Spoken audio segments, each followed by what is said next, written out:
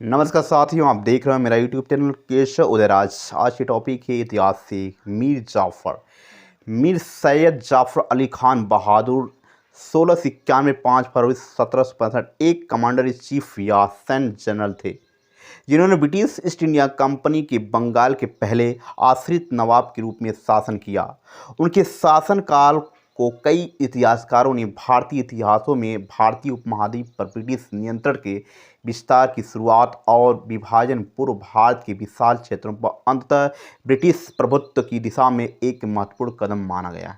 मीर जाफर ने सिराजुद्दौला के अधीन बंगाली सेना के कमांडर के रूप में कार्य किया, लेकिन प्लासी की लड़ाई के दौरान उन्होंने धोखा दिया और 1757 में ब्रिटिश जीत के बाद मसनद पर चढ़ गए। मीर जाफर को 1760 तक ईस्ट इंडिया कंपनी से सैन्य समर्थन प्राप्त हुआ। जब वह विभिन्न ब्रिटिश मांगों को पूरा करने में विफल रहे, 1758 में रॉबर्ट क्लाइव ने पाया कि जाफर ने अपनी एजेंट खोजा वाजिद के माध्यम से चिलसुरा में डच ईस्ट इंडिया कंपनी के साथ एक संधि थी। हुगली नदी में डच लाइन के जहाज भी देखे गए थे। अंग्रेजों के साथ जाफर का विवाद अंततः चिलसुरा की लड़ाई का कारण बना।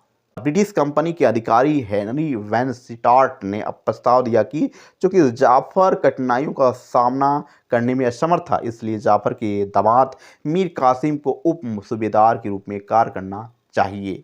अक्टूबर 1760 में कंपनी ने उन्हें कासिम के पक्ष में पद छोड़ने के लिए मजबूर किया। हालांकि व्यापार नीतियों पर विवादों के कारण अंततः ईस्ट इंडिया कंपनी ने कासिम को भी उखाड़ फेंका। कंपनी के सहयोग से 1763 में जाफर को नवाब के रूप में बहाल किया। हालांकि मीर कासिम ने इसे स्वीकार करने से इनकार कर दिया और कंपनी के खिलाफ युद्ध में उतर गया। जाफर ने 5 फरवरी 1765 को अपनी मृत्यु तक शासन किया। उन्हें पश्चिम बंगाल के मुर्शिदाबाद में जाफरगंज कब्रिस्तान में दफनाया गया। ब्रिटिशों को भारत का उपनिवेश बनाने में मदद करने और मुगलों साम्राज्य के अंतः पतन में उनकी भूमिका के कारण मीर जाफर को भारतीय उपमहाद्वीप में एक गद्दार के रूप में निंदा की जाती है। खासकर भारत और बांग्लादेश दोनों में बंगालियों के बीच हुए मीर जाफर अलीवर्दी खान के उत्तराधिकारी सिराजुद्दौला के प्रमुख जनरल थे, जिन्होंने 19 जून 1756 को अंग्रेजी के खिलाफ जीत के लिए नवाब की सेना का नेतृत्व किया था। गवर्नर ड्रेक ने फोर्ट विलियम को छोड़ दिया और कुछ दोस्तों के साथ भाग गए और प्रमुख व्यक्ति अपने हमवतन को के भाग्य पर छोड़ रहे हैं। कंपनी के खिलाफ एक सफल हमले का नेतृत्व करने में जाफर ने खुद को अपनी प्रतिद्वंदी राजा मानिक चंद के पक्ष में सिराज द्वारा दरकिनार कर दिया गया। असंतुष्ट मीर जाफर को अन्य लोगों का समर्थन मिला, जिन्होंने अंग्रेजों के अत्याचारी शासन विरोध किया। मराठा युद्धों के उसके भाइयों से लेकर शक्तिशाली जगत सेठों तक कोई और जगह न मिलने पर साजिशकर्ता कंपनी के पास पहुंचे, जिसने क्लाइव और वाटसन के नेतृत्व में क्षेत्र में अपनी स्थिति फिर से हासिल कर ली थी और मजबूत कर ली थी, इस उम्मीद में कि वे अपने सैन्य बलों का उपयोग अपने उद्देश्यों के लिए करेंगे। विलियम वाट्स मुर्शिदाबाद में असंतुष्ट रईसों बड़बड़ाहट के बारे में जागरूक होने वाले पहले व्यक्ति थे और उन्होंने अपने आर्मेनियाई एजेंट ख्वाजा पेट्रस आराटून को जांचने के लिए भेजा।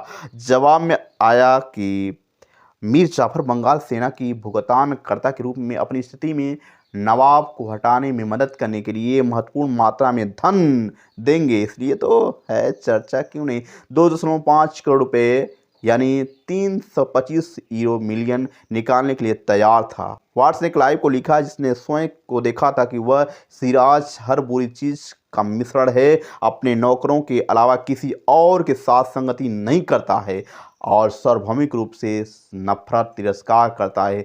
मीर जाफर के अधीन सेना फाइनेंसरी के रूप में जगत सेठ और भाड़े की सेना के साथ क्लाइव लंदन के सख्त निर्देशों की अनदेखी नवाब के खिलाफ तख्ता पलट करने के लिए तैयार थे। प्लासी युद्ध में मीर जाफर ने सिराजुद्दौला को अंग्रेजों के हाथों धोखा दे दिया। बहुत इंपॉर्टेंट पॉइंट है। सिराज उद्दौला की हार और उसके बाद फांसी के बाद जाफर ने सिंहासन हासिल करने के लिए चले आ रहे सपने को हासिल किया और ईस्ट इंडिया कंपनी ने उसे कठपुतली नवाब के रूप में आगे बढ़ाया। जाफर ने कलकत्ता पर हमले के लिए कंपनी और शहर के व्यापारियों को 17 करोड़ 70 लाख का मुआवजा दिया।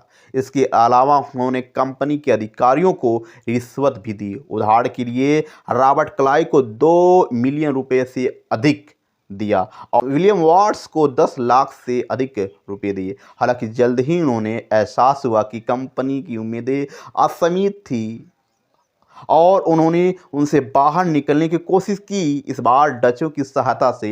हालांकि नवंबर 1759 में चिनसुरा की लड़ाई में अंग्रेजों ने डचों को हरा दिया और जवाबी कार्रवाई में उन्होंने अपने दामाद मीर कासिम के पक्ष में गद्दी छोड़ने के लिए मजबूर किया। कासिम सक्षम और स्वतंत्र विचारों वाला दोनों साबित हुआ।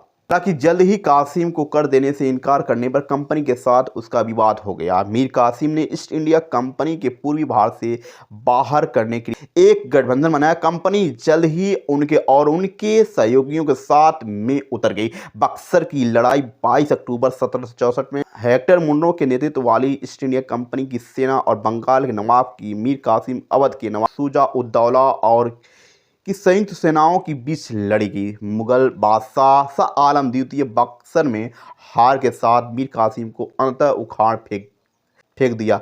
फिर मीर जाफर अंग्रेजों की कृपा पुनः प्राप्त करने में सफल रहे। 1764 में उन्हें फिर से नवाब बनाया गया और 1765 में उनकी मृत्यु तक इस पद पर बने रहे। साथियों, प्लासी के युद्ध में कुछ और भी डोज देने वाले हैं, बस आप रुके रहें वीडियो के अंत तक। 1756 में अलीवर्दी खान की मृत्यु के बाद सिराजुद्दौला बंगाल के नवाब बने।